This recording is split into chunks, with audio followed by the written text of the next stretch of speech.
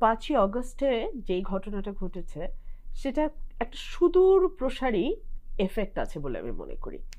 এই ঘটনাটি কেবলমাত্র হাসিনার পালিয়ে যাওয়া, এই ঘটনাটি কেবলমাত্র স্বৈরাচারের পতন হওয়া, কিংবা এই ঘটনাটি কেবলমাত্র আওয়ামী লীগের যারা গুন্ডা পান্ডা ছিল তাদের দেশ থেকে চলে যাওয়া, এটুকুর মধ্যে সীমাবদ্ধ নাই। এই ঘটনাটার রাজনীতিতে একটা বিরাট ইম্প্যাক্ট আছে। রাজনীতিকে পুরোপুরি বদলে দেওয়ার একটা সূচনা কিন্তু 5ই অগস্টে হয়েছে।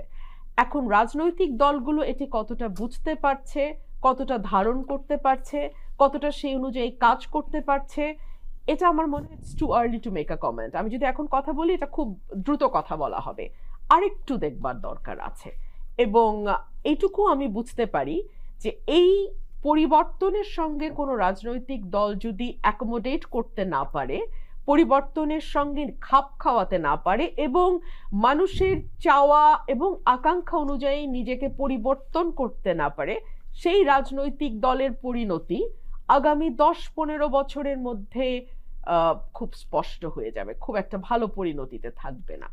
স্বাধীনতার পর থেকে আমরা মোটা দাগে দুটো রাজনৈতিক দলের রাজত্ব দেখেছি।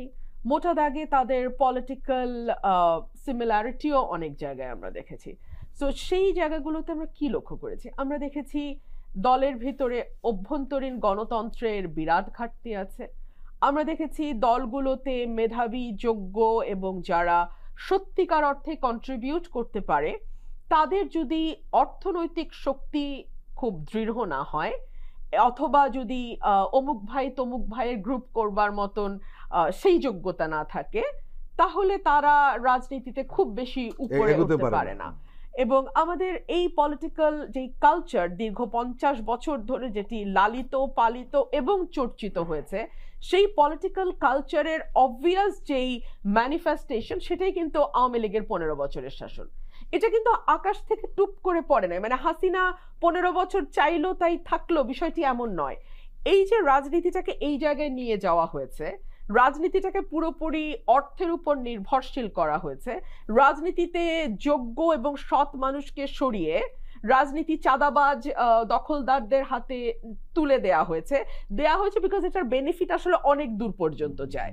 আপনি আজকে বাজার থেকে যারা চাঁদা তুলছে মনে করেন না ওই চাঁদাটা ওদের মধ্যেই ভাগ হয়, ওই চাঁদা স্থানীয় যিনি নেতা আছেন তার কাছে যায়, যিনি এমপি আছেন তার কাছে যায়, যিনি মন্ত্রী আছেন তার কাছে যায়, যিনি দলের বহু বড় বড় পুলিশের মতো। সো এই চাঁদাবাজি দখলবাজি এই কারণেই কিন্তু 15 বছর টিকে আছে, না হলে এটা টিকতে পারতো না।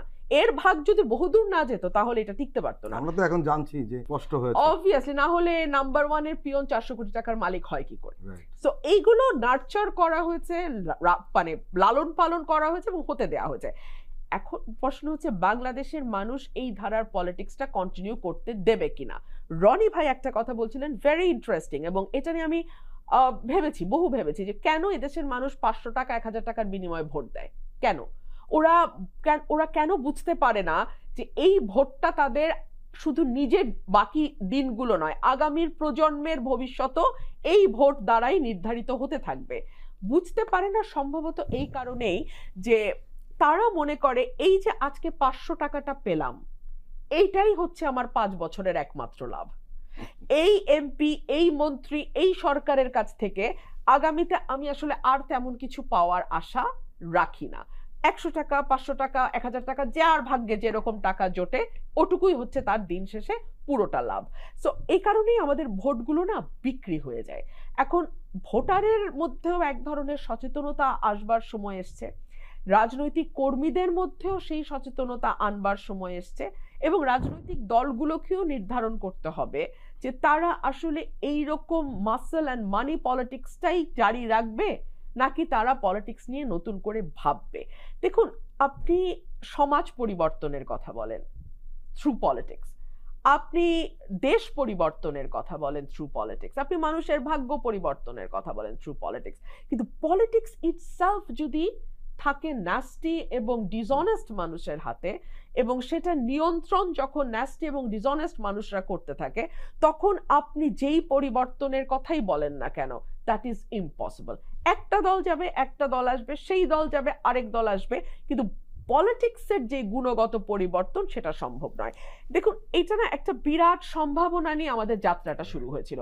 এই কারণে আমি বারবার একই কথা বলি যে ডক্টর ইউনূস সরকার যদি মাত্র দুটো জায়গা মানুষকে একটু স্বস্তি দিতে পারত, তাহলে কিন্তু এই ওভারঅল সংস্কারগুলো নিয়ে, পলিটিক্স সংস্কার, দলের সংস্কার, রাজনীতিবিদদের সংস্কার, ক্ষমতায় যারা যাবেন তাদের সংস্কার, এই সকল কিছু নিয়ে আমরা আলাপ করতে পারতাম। কিন্তু আনফরচুনেটলি আমাদের এখন বেশিরভাগ শো বা বেশিরভাগ লেখালেখি বা বেশিরভাগ পলিটিক্যাল টকের বিষয় হয়ে দাঁড়ায় উত্তরাতে এক যুগল কোপাকুপির শিকার হয়েছেন, আবার দেখা যাবে কি মোহাম্মদপুরে বাড়িতে ডাকাতি হচ্ছে, এগুলো নিয়ে আমাদের আলোচনা করতে চাই। আমাদের আলোচনা আসলে এগুলো নিয়ে হওয়ার কথা ছিল না। হ্যাঁ, একই সঙ্গে আমি এটাও বিশ্বাস করি যারা পালিয়ে গেছে, দেশ ছেড়েছে বা রাজনীতি থেকে এখন আপাতত নীরব আছে, তারাও যে একেবারে নিষ্ক্রিয় হয়ে আছে এটা ভাবলে খুব ভুল হবে।